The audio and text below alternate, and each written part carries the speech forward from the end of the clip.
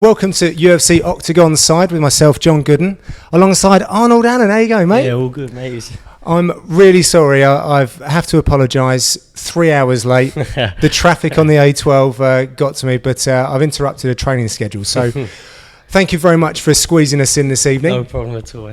So you're new to the UFC. Obviously, it was a short call-up in your last fight. Has life changed too much for you, Arnold? Not at all. Just spending every day in the gym. So normal, really. Yeah, normal stuff. Just eating a bit more bad food. Eating at a couple of nicer restaurants. Yeah. Eating some worse food. That's about it. Has that paycheck cleared yet? Have you seen a difference in the bank balance? Yeah, it's all gone through. And I keep checking it now and then to make sure it's all there.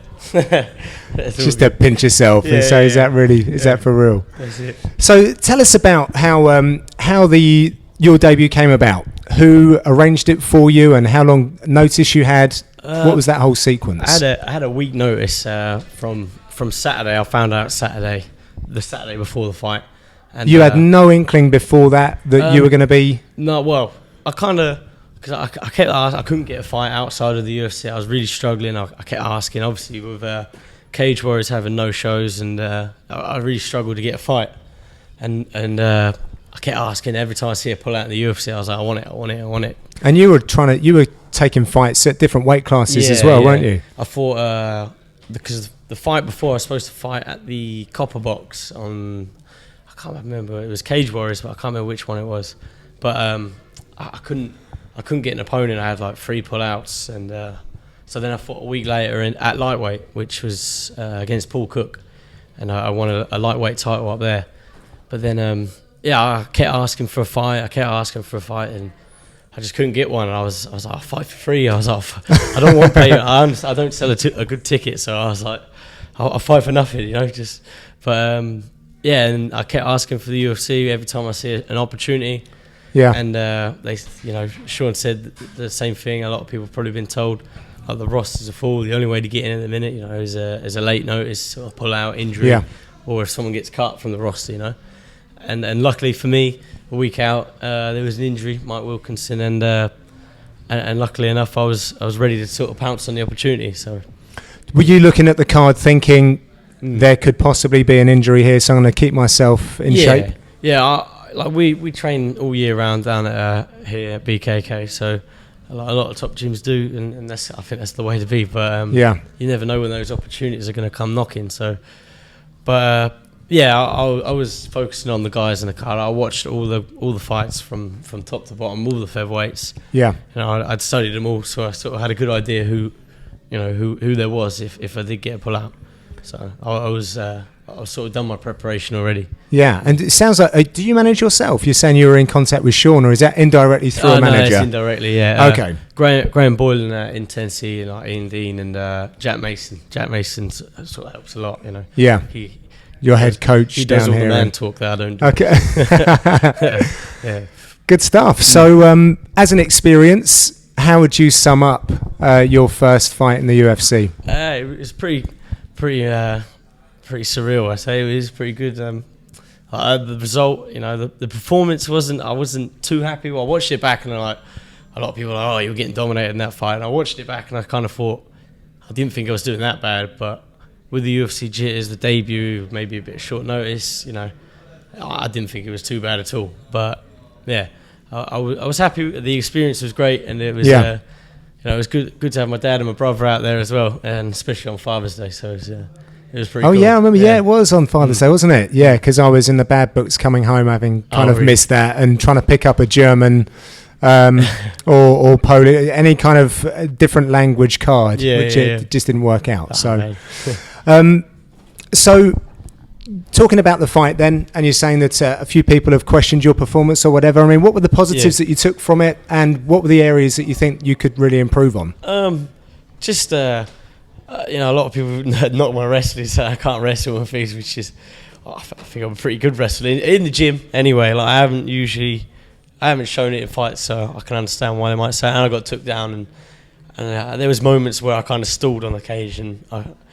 I put that down to nerves more than anything. I just there was a couple of moments where I sort of froze a little bit, where I I don't do that in the gym, so it must have been something like nerve things. But, yeah, like the whole experience was good. Like the performance, just I'd say a bit cagey. It was a bit cagey, like a lot of. It wasn't a professional, like clinical performance, which I'd like in the next outing. And I think that we got to realise that Alan Omer is that I've obviously watched quite a bit of him in the past and on the lead up, and he's a really proficient mixed martial artist. His camp were super confident coming into the fight, and they thought that it was going to be a runaway victory for him. So I think people need to understand the level of opponent. Yeah. But getting the finish as well, I mean, that's not something that happens all the time in your debut. A finish on a debut on short notice, that's really good going. Yeah. I was happy because I always aim for a finish. I've said before, like you don't get the finish, then it's kind of a draw, isn't it? You haven't beat them. You've outpointed them, but you haven't beat them. You haven't beat someone. Obviously, if there's sometimes you get dominated, which is different, but you sort of outscore someone. It's a little bit different. I want to go out there. I want to dominate. I want to finish. Do you not think here down at the gym then?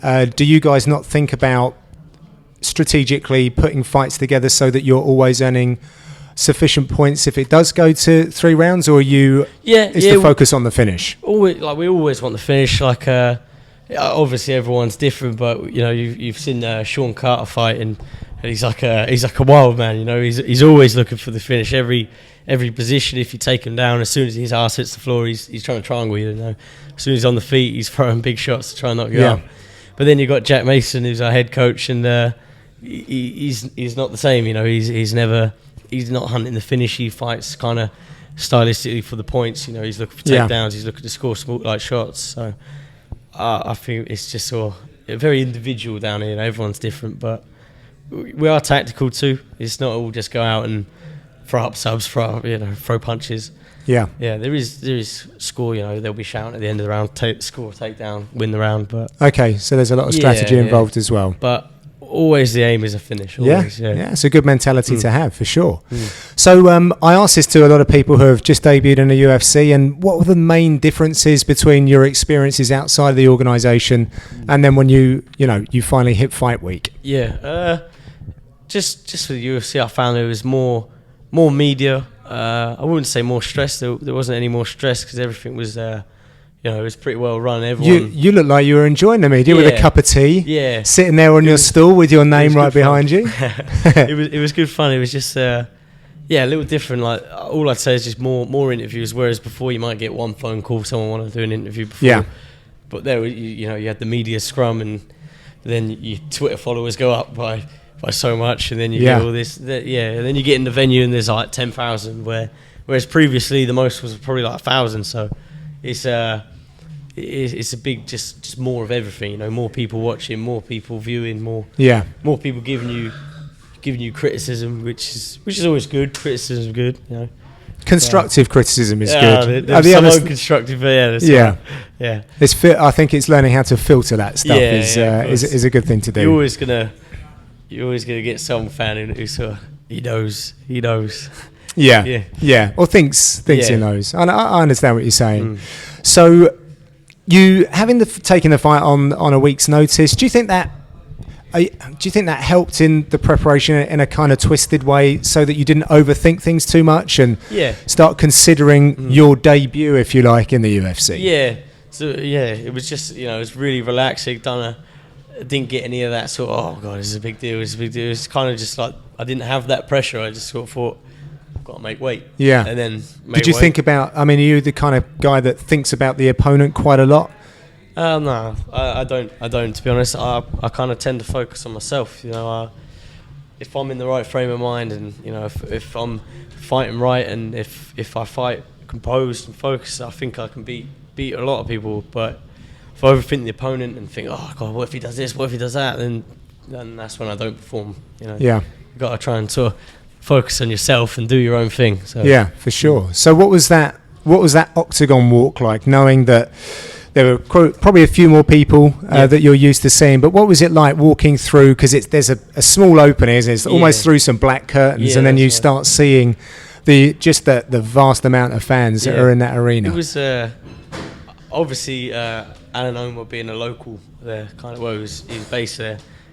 He was the home guy, sort of, to say, but I got a lot of stick walking out. A lot of people said a lot of things, so it was you know, it doesn't bother me. I've had it before from amateur fights where there's been 500 people there, I've been booed. And from pro fights when there's been 1,000 people there, I've been booed. So it's, it comes with it. It comes with the sport, I guess. It's just the dials turned a little bit, isn't it? I guess it's sort of it doesn't knock me at all. I kind of it spurs me on a bit more. It kind of like makes me it puts me a little bit up more for it. I'm like, I'm gonna beat this guy in front of his fans. It's gonna be good. Yeah. Do you remember every minute of that fight? Do you think you were overwhelmed by the occasion at all, or can you actually think back to pretty much that all the way through the walk to the prep point through the fights? Yeah, I kind of in the fight. The only thing I'd say is when I watched it back, I noticed every shot was 100%, and I was thinking, why is that? Why was I doing that? And I think it must have been like a jittery thing, like a nerve thing. Like every shot, I was trying to take him out, and usually I don't think so. I don't usually do that. Usually I'm trying to be a bit more clinical and precise shots and score and not get hit. And I got hit quite a lot, and my counters are always 100%, which sort of left me open a lot as well. For the takedown, I got took down. I think it was the second. I think I threw a big right hook and he sort of dropped under it. Yeah, usually I'm a bit lighter on my feet and more precise with my hands. So, it was a bit. But I think that must have been a nerve thing, surely. Yeah. But hopefully next time that'll be gone and I'll be professional and composed. Yeah, well, I mean, you got the win, so you obviously can't be too hard on yourself. But I know what you guys in the UFC are like, and this is the highest level, and you're always looking to try and get the optimum performance. Yeah, of course. That's exactly what I want is like a clinical performance and do what I know I can do. Like put that sort of gym level. You've got your gym level where you do all them things in the pads and sparring. I want to be able to transfer that to the fight. Yeah. So now with a bonus behind you, a victory in the UFC, I mean, what are you looking to do in terms of your time investment and effort of investment to make yourself a more rounded fighter or whatever it might be, maybe an easier fight camp going into your next one? Yeah, it's good. Like, there's no obviously there's no stress like now for the next few fights to pay the coaches. I'm not stressed to sort of get to the gym. I'm not stressed having the money to sort of pay my bills or whatever I've got to pay. Yeah, I mean, on that note, sorry to interrupt, but I remember you telling me about your journey to all the different places that you train. So just remind us of how long it is for you to travel just to get to where we are today and some of the other spots you train at. Well, from my house, it's about 40 minutes, half hour, 45 minutes from where I live. I live in Felixstowe in Suffolk. So I come here and back every day. And then we do Tuesday, Thursdays, I pick Sean up and one of the amateur guys, Tom, and we go, so I drive here, coach to get Sean, and we go to, where do we go? Chelmsford, do our strength and conditioning with William Whalen. Power and through. He's good coach. He coached Luke for his strength and conditioning. Luke Barnett. Yeah. And then we go from there, we finish up there, and then an hour later we got jiu-jitsu in Southend with Lee Catlin, who's a proudly esteemed black belt. He's a very high level coach. I've heard good things. Yeah. And then it's back to Colchester for sparring, and then home. So it's a few hours, a good 3 or 4 hours of travelling around. Yeah. It's a long. I think it's about 100. I think it was 150 mile round trip sort of in the day. And then Wednesdays we usually go to Norwich, spar at the. With Graham Everett at the boxing gym there. They've got some professionals there, like really good professional boxers. Those guys I suppose like Nathan Dale, there's Liam Walsh, Ryan Walsh guys over there, really good top level guys, and Anthony Agogo's over there as well. Oh right, okay. Yeah. There's some real high level boxing sparring there, so it's good.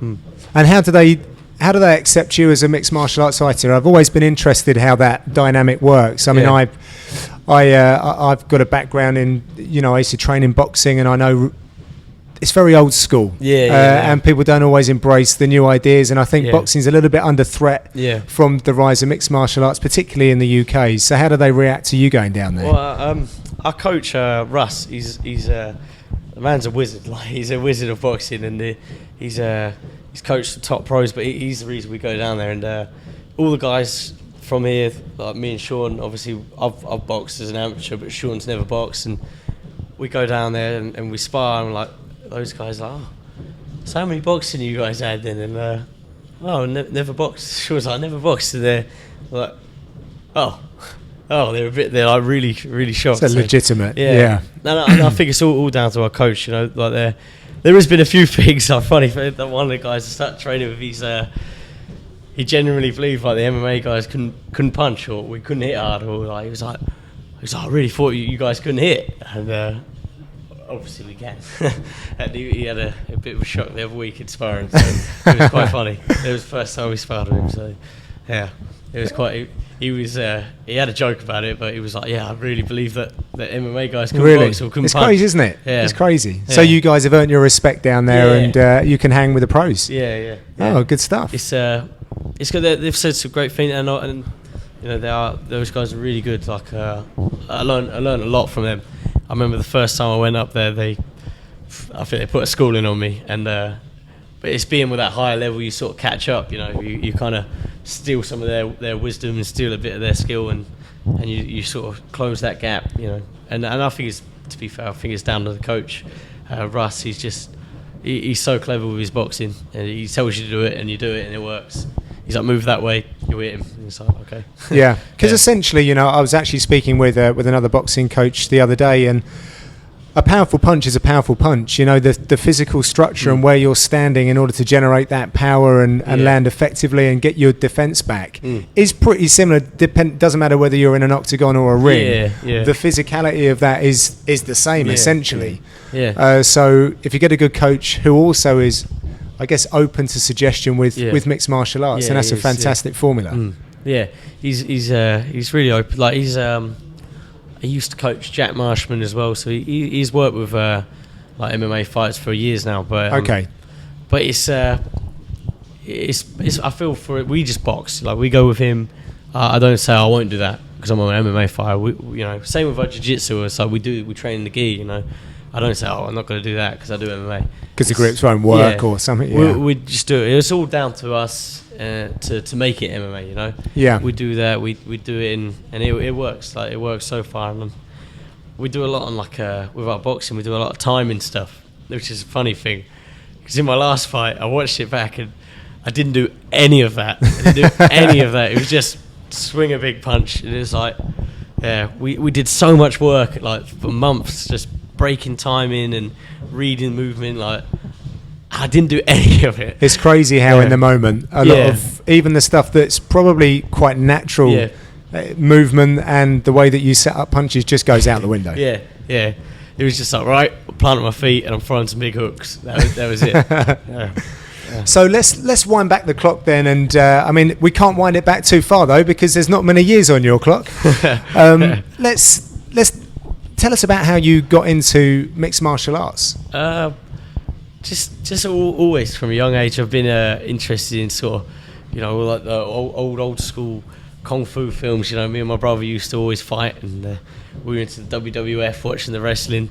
And funny enough, when we were wrestling, my dad was doing MMA, and like years ago, and he had a few fights, and I didn't like it. I thought, Dad does that, it's not cool. I was like, nah, it's old man, like Dad does it. Don't want to do that. Oh, because your dad did it made it uncool. Yeah. I gotcha. So I was like, everyone has asked me the opposite. Like, they think, your dad pushed you into it. I'm like, no, I hated it because he did it. And eventually I started boxing. I thought, you know what? I'm going to go boxing. I don't want to do that MMA rubbish. I'm going to start boxing. And I did that from, I think I was about 10 to about 15 I boxed. And I just sort of, I kind of had a little fallout with my coach. Like, I was doing the championships, Eastern Counties I won, like the area championship I won when I was like, I think I was 15 or 14, and I got through to the next round. I think it was Eastern Counties versus the London. I can't remember, many years ago now, and he'd pulled me out because I'd only had 3 amateur fights at the time, and I was coming up against a guy who was like 30-1, and he didn't want me to fight him. He was worried. He was like, I don't want you to get hurt. And at the time, I was like, I would have beat him, and like blah blah blah. And like, so I kind of stopped boxing because of that. And oh really? Yeah, and super competitive. Yeah, like in my head, I thought he thought I wasn't good enough, and I see what you mean. Yeah, and I was like, I would have smashed him. But looking at it now, I was like, yeah, I'd have probably got beat up with that guy. And yeah, so I kind of started. Then I started going. I said to my dad, I want to start doing something different. And then I went training at the MMA gym. It was Dynamo Fight Sports. I was training out with Mark Nixon, and he was doing a lot of Muay Thai stuff. Kind of, it was all sort of similar to the Vanderlei. What was it? Oh, what, the shooter box That's guys? Right, the shooter box guys. Similar sort of style they were doing. Very, very old school sort of stuff. You know, it was a very Muay Thai based sort of MMA. Yeah. And yeah, it was really good. I really enjoyed it. And then from there, I kind of progressed on to BKK Fighters with under Jack Mason, and then so on with Lee Catlin and Russ and all the other coaches from here. And it's it's really developed well. So yeah, because remind us how old you are now. 21. 21. So how did this fit in with school, and what other ambitions did you have, and at what point did you think, you know what, academics isn't quite for me right now, I'm gonna pursue my dreams as an athlete? I kind of I didn't do too well at school. I wasn't like not clever or not smart. I did well in the classes, but I just enjoyed messing around too much, to be fair. And eventually in the last year, they had enough of me and kicked me out. So yeah, just nothing ever really bad. Just answering out, like calling out, and yeah, just loads of little things, you know, just being a pain. And, do you regret any of that now? No. Oh, really? Yeah. Okay. And I've basically always with my dad. He's always sort of said, if you don't want to do it, don't do it. You know, kind of not literally for everything, but he's sort of, you know, if you don't enjoy it, you know, don't do it in life. He's sort of got a short time, do what you want to do. So they're good words. And I think I was about 14, and I was like, I want to fight. I was like, I want to do this. I found that time I wanted to be a boxer. I wanted to be a top boxer, or I was watching the MMA as well. And to be one of my favourite fighters always was Vanderlei. I love watching it. He just guy's just crazy. He just comes out swinging. He's brutal. He's like, I had his old Vale Tudo fights where he's clinching and headbutting, and oh man, the guy's a madman. And would you ever have been interested in that kind of rule set? I don't know, to be fair. Like, I suppose if it was about, I would have probably jumped on it. It was pretty funny. Yeah, I did really enjoy watching it. So no fear at all. Yeah, and there were also guys like for recent times. I remember Dan Hardy was one of my favourite fighters. When I met him in Berlin, I didn't want to be a fanboy. I was like, cheers, Dan. Like, I was on the. You should try working with him all the time. You know, when I sit there, every time and then I've got to check myself. I'm like, I used to be cheering for this guy. I remember I used to. It wasn't that long ago, to be fair. I used to tweet him, and I always try to ask him stuff, and he followed me. Obviously, he followed everyone back, and I messaged him and tried chatting with him. I was just hoping he didn't remember. Yeah. No, Dan's a cool guy. He actually spends he puts a lot of time in with the fans, and you know, if ever that's what I liked. It was just he always come to fight, and he always had time for everyone. And it's like I was sort of I kind of want to be like that. You know, I want to come to fight. I want to entertain, and you know, if there's a fan and they want your picture, I'll give them my picture, man. Yeah, it's cool. It's like the amount of people they just want to speak to. It's like I get loads of messages still, and I'm like, why do these people want to speak to me? Like, I'm nobody really. Why? What do they want from me? Because you're fighting at the very best organisation in the world at the highest level. I can only imagine with guys like Conor McGregor being the hot topic in a minute. His thing must be going mad. Messages everywhere. What do you think about his last fight and his potential? Or it's going to happen with Aldo, you know, God willing. So what do you think of his last bout and what's coming up? Yeah, it showed some holes in the wrestling. Like Chad Mendes did control the wrestling. He shows a tough man. He got up and he come back, and he showed that sort of precision, accuracy, and timing, and got the knockout. And it was good. It'd be interesting to see a rematch with Mendes in a full camp, you know. But it's an interesting fight with Aldo as well. I've always been a fanboy of Aldo as well. Since he was in WEC, killing it, and just does everything so technically perfectly, doesn't he? Yeah, he's his leg kicks, everything he does is just solid. So I find it hard to rule him out. I can't. He's been known obviously to sort of slow a little bit in the 5 rounds, like in the last 2, but he's won every fight he's had, like in the UFC, and you just can't fault him. No. So no. I don't know who to go with on that one, but. You've come from the same organisation as Conor McGregor. Has his success been any kind of inspiration to you? Yeah, like in a way, like I do like what he's doing. Like you see, he's got all these sponsors and all these sort of mainline sponsors and all this media, and like he's just playing the game how it should be, how like he's laid it out how it should be done, and it's good. It's good for the featherweight division as well. He's really lit it up, and everyone's watching the featherweight division at the minute. So it's really good. It's definitely. So in terms of following your career, I mean, we've known each other for a little while now, and I've been across your Instagrams. I've seen some of the crazy videos that you do, some of which were down in this very gym here in Essex, some of that crazy stuff. So do you have an Instagram account? Do you still use that kind of stuff to show people a bit of your personality? Yeah, Arnold BFA on everything. Just you've got to keep it real, haven't you? Can't stop with that weird stuff and put them funny videos up, and I think that's just me. So we always do it. We're always a bit odd. So and you have fun down here at the BKK. I mean, I know a couple of the guys that you train with, and I think our paths have crossed in our days before and stuff like that. And one thing I've always thought about this gym was you never took it too seriously. Obviously, the performances are there, and everyone's been highly successful. But you guys know how to have fun as well. Yeah, we all work hard, Like there is times where it's not as fun when we've got fights coming up and we're training our asses off, but we do it because we chose to do it. So it's not like we have to get up in the morning and go to work. It's we chose to get up in the morning and go training. We love every second of it, and if you don't, then do something different. Do something. If you don't enjoy it, and if you don't enjoy the sort of the MMA training, the getting up and getting smashed or sparring and all that stuff, then what are you doing fighting? I remember it's slightly different because we're not getting hurt as broadcasters, but Andy Friedlander turned around to me in Sweden. I think it was Dan was stood there as well, and he said most people wave goodbye to their wives and girlfriends, give them a kiss on the cheek and then jump on a tube to go to work. We're about to walk out in front of thousands of people and participate in one of the greatest sports in the world, and it's like, what's not to like, right? Yeah, exactly.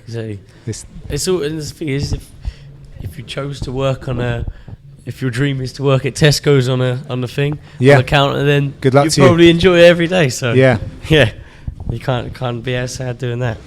So what's next for you then? What are you hoping to do? When we're going to be seeing you back in action? I'm heading to TriStar to train on Monday.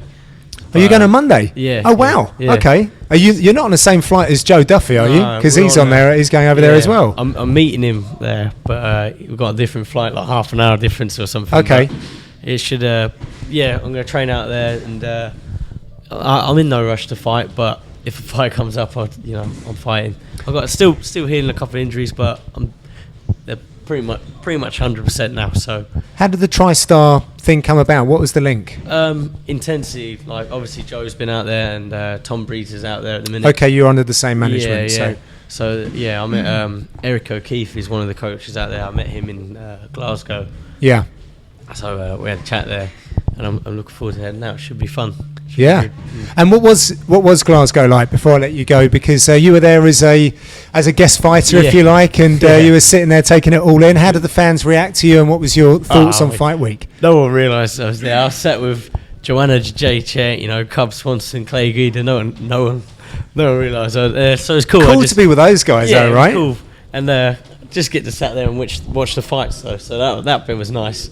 There was the odd person who sort of was like, "Can I have your photo?" I was like, you want Cub Swanson's photo, really.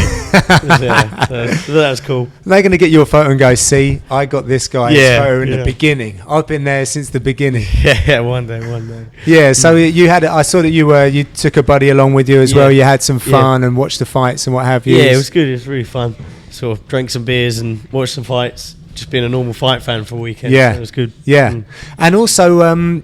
Just because I'm interested in this, you did a Spartan race. Reebok had you and a few of the other guys down. What was that all about? It was the guys from Paul Crossy from the UK MMA Expo.